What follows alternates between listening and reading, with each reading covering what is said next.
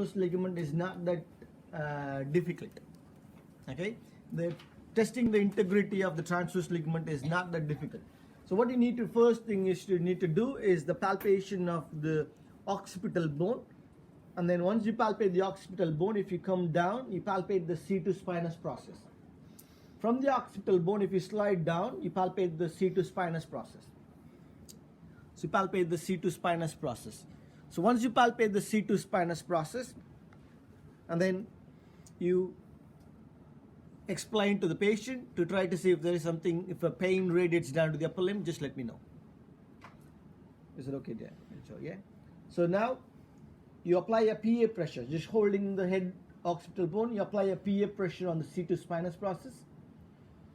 When you're applying a C2 PA pressure on the C2 spinous process, if the symptoms disappear, and then as soon as you release the pressure, if the symptoms reappear, then the test is called positive. So by pushing your C2 spinous process up, when you're applying a PA pressure to the C2 spinous process, what you're basically trying to do is pushing this odontoid process back in place. As soon as you release the PA pressure, you're bringing that odontoid process, causing compression of the hindbrain.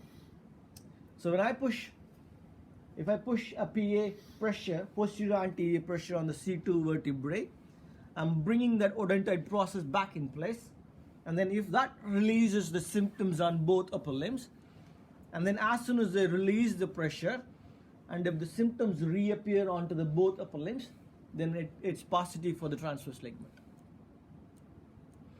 Got me? Happy? Yeah? Right. So that's the transverse ligament.